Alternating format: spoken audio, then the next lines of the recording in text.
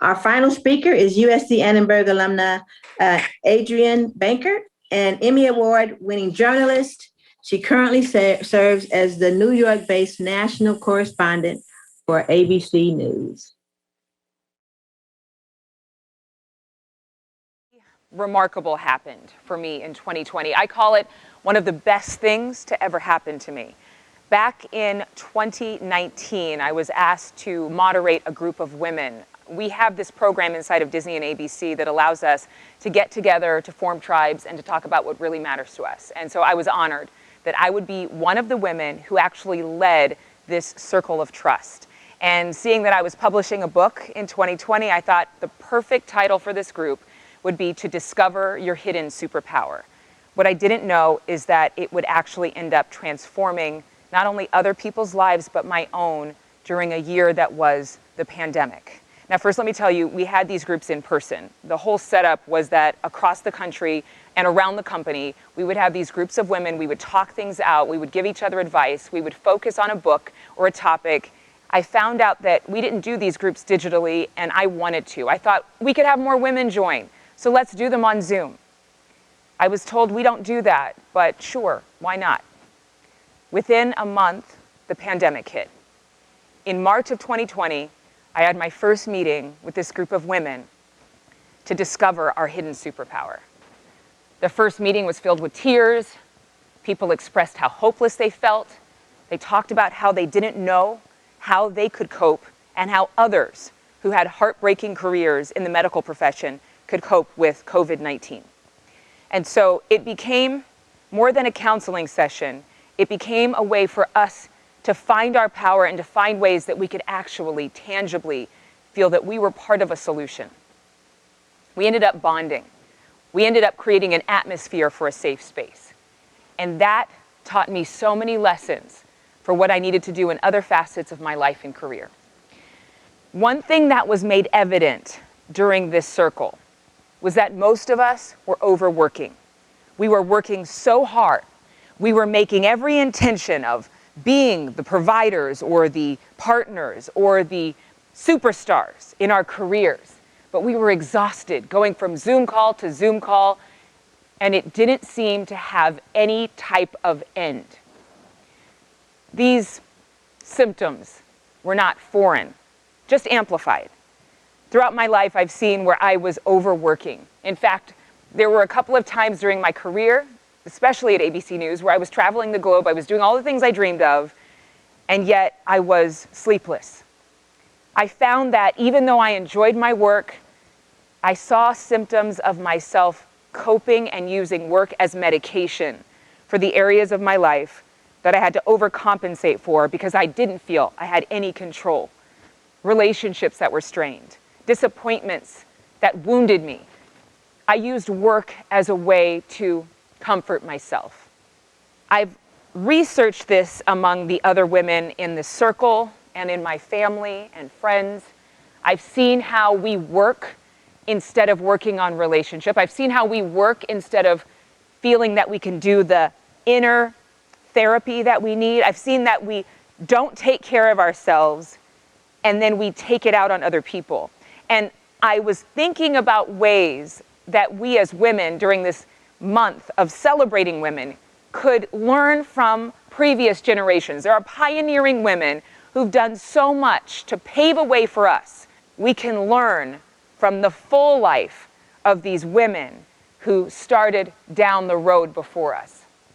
We can be the generation that actually takes the collective experience of being a woman over time to live our fullest life, to live our healthiest life, to take care of our mind, our emotions, and our projects and missions and families. And so how do we do this? You know, there was this interesting time where I saw that even my colleagues in journalism, they were working harder than they ever had before with this passion and obligation and duty to tell the stories that needed to be told during such a historic year. And yet I saw on their faces that they were working in part to cope with the stress. What is the right way to go about work? Friendships, relationships, all of our business is a people business. And yet, I know women who have said to me, it's so hard to make new friends. I know women who have said to me, it's so hard to meet new people. I know those who have said to me, I've been hurt by relationships, I don't trust women. I've learned that I've had to grow in my development of what friendship means, of what relationship means, and be intentional. You know, with my job, I might get a call that says, you need to get on a plane in an hour. We've already booked your ticket. I might get a call that says, we need you on a flight this coming week, so scrap your plans, you're going for this purpose. And I say yes.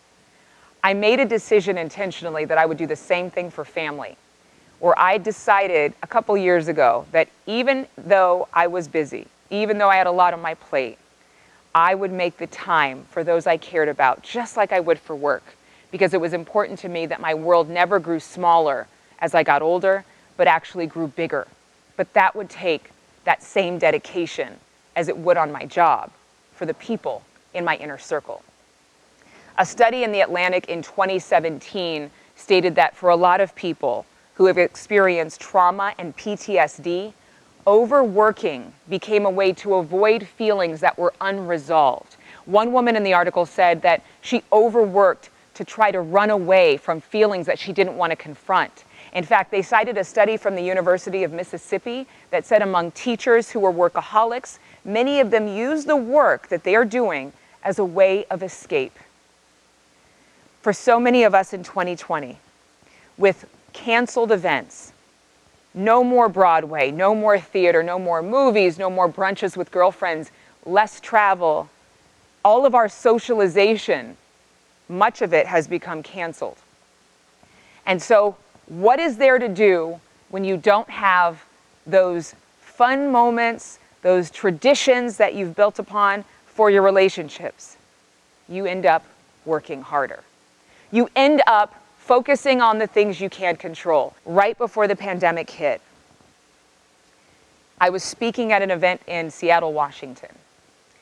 I gave my speech, I got off the stage, and a woman came up to me in line, and I started to say, "Hi, how are you?" I stopped in my tracks as I realized this was the woman who I, at 13 years old, called my best friend. We broke up as best friends by the time I was 14, over some silly argument that doesn't even matter anymore. But fast forward all those years later, she said to me, "I know that the way that our relationship ended was not the best, but I wanted to let you know that I've watched you from afar, and I'm so grateful that I'm a part of your story." It brought closure. It brought a peace that I didn't even know I needed all these years later. And it made me think about all the relationships that we have that are so important that end over some type of external trauma. No matter how you weathered the storm of 2020, your business might have been booming, you might have seen promotion and progress, but all of us were touched by some measure of grief. All of us were touched by the stress of change. And when stress happens, we respond in different ways. One of those ways is to cut off relationship without really even knowing that we're doing it. One of those ways is to bury ourselves into the things that we feel like we're really good at. What I found is that instead of overworking, we need to put relationships over work. There are a few ways that we do that. One is that we vision board. Now, I know you've probably created a vision board. You've probably done it for many goals, for climbing to the top of the economic or corporate ladder. You've vision boarded your wedding dress or a vacation that you want to go on and what you'd be wearing when you go there. But now it's time to vision board and architect the kind of relationships we want. I actually talk about this in my book, Your Hidden Superpower. I talk about the fact that you can actually use the same mechanism that you do to hit any goal to blueprint the relationships you want. Get a magazine, cut out pictures of the kinds of friends you want to hang out with and what you'd be doing with those friends in a perfect world scenario.